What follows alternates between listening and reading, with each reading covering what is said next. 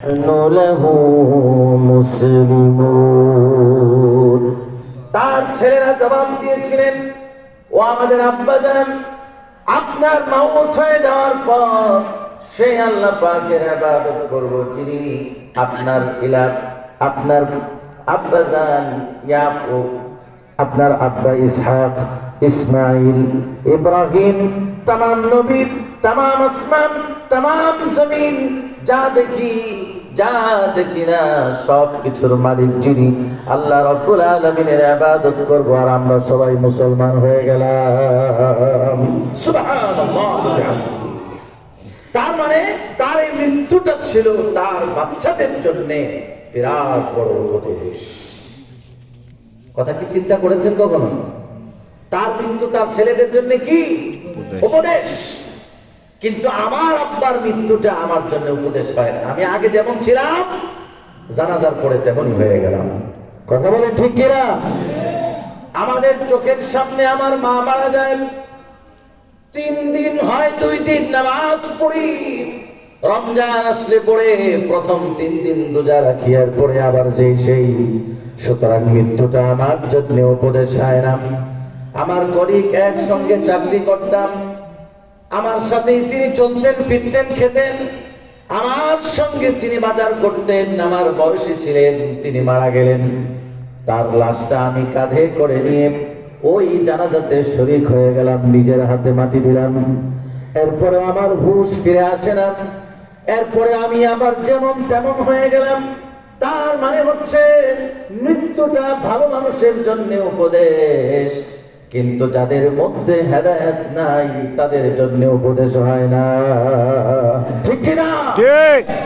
মৃত্যু হচ্ছে ভালো মানুষ, যাদেরকে আল্লাহ পাক ভালো বানাতে চান, যাদেরকে আল্লাহ পাক জান্নাতি বানাতে চান, যাদেরকে আল্লাহ পাক পরিবর্তন দিয়ে হেদায়েতের পথে আনতে চান, মৃত্যুটা তাদের জন্য বিরাট বড় উপদেশ হয়ে যায়। সুবহানাল্লাহ, সুবহানাল্লাহ। এজন্য ইংলিশে বলে death is a destination, মৃত্যু হচ্ছে জীবিত মানুষদের জন্য বিরাট বড় উপদেশ।